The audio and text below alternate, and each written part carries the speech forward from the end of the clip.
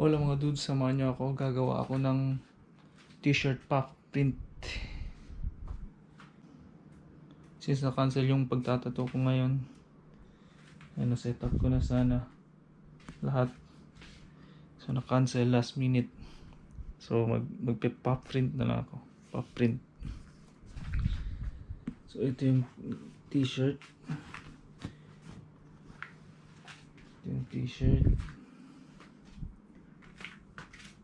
Tapos na-cut ko na to. Front and back mga wordings na to. Gamit ko Cricut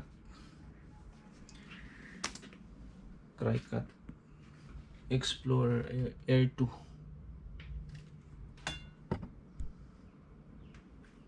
So ito na-cut ko na. Hindi ko na ipapakita yung ano. Madali lang naman yan.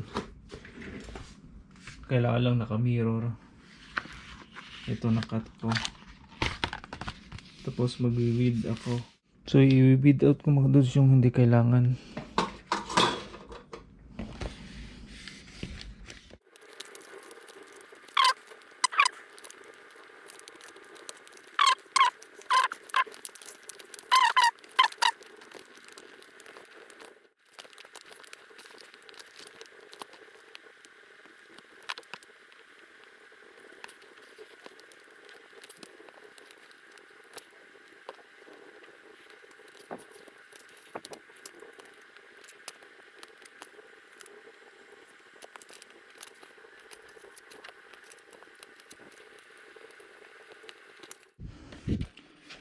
Okay mga dudes, na-cut ko na. Na-weed out ko na. Ito yung una sa front.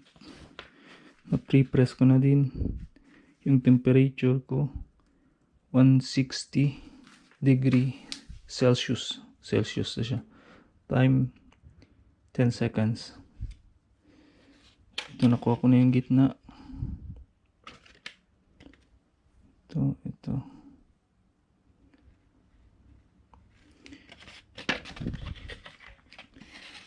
Lalagay ko na lang to.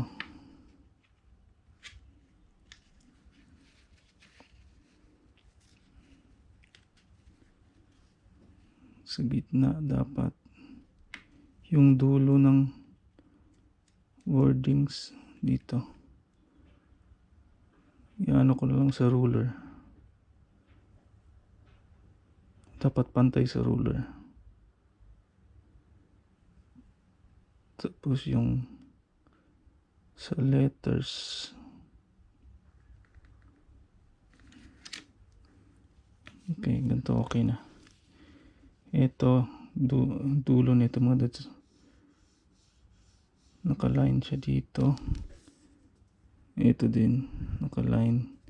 Tapos ito nakaline siya. Ito. So ito na yung ano ko, gitna.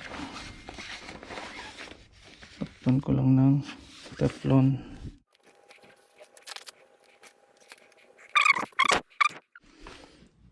Ten seconds.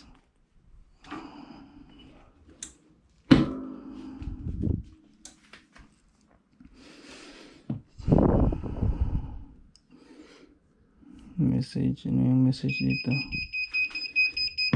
Bilis.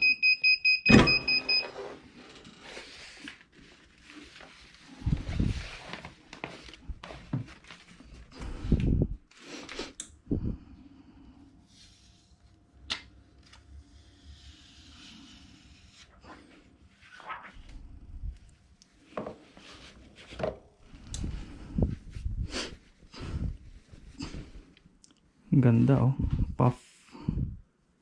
Puff na puff.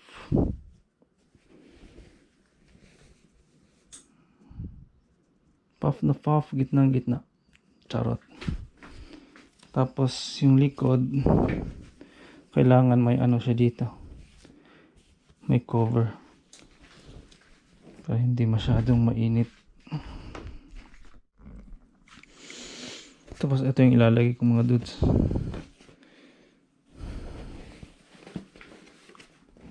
Kasi baka masobrahan yung init, ma-damage yung unang press, yung unang print. So ito yung lalagay ko para matakpan din to. Ito.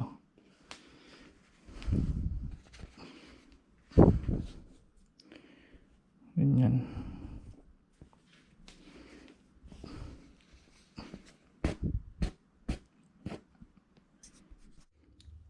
So ito na mga dudes. Ito na yung cardboard sa ilalim. Ito na yung gitna. Ginawa ko mga dudes.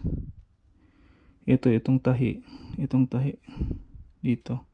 Ito yung ginawa kong guide. So, itong dulo ng ruler. Dito ko na tinapat sa mga tahi.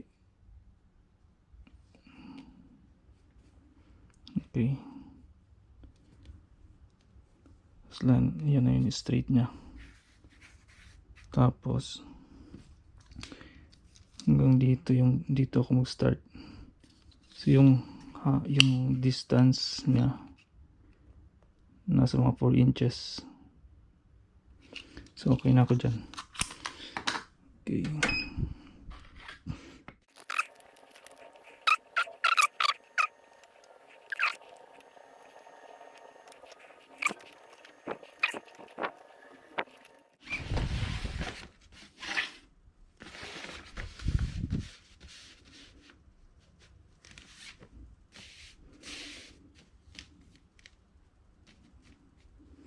Okay, press tayo.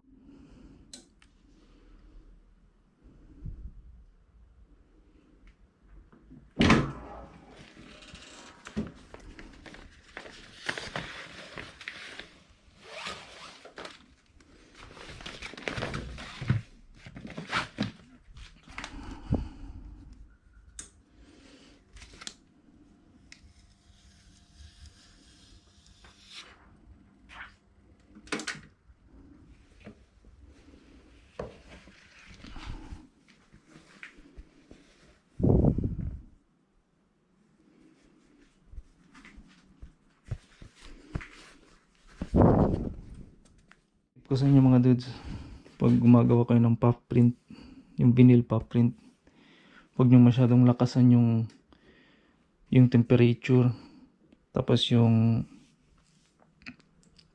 time nasa mga lang 10 seconds to 15 seconds, ganun okay na yun. Kasi mabilis naman doon siyang lumubo pag nainitan. Tapos yung pressure medium lang. Huwag din masyadong light yung pressure ng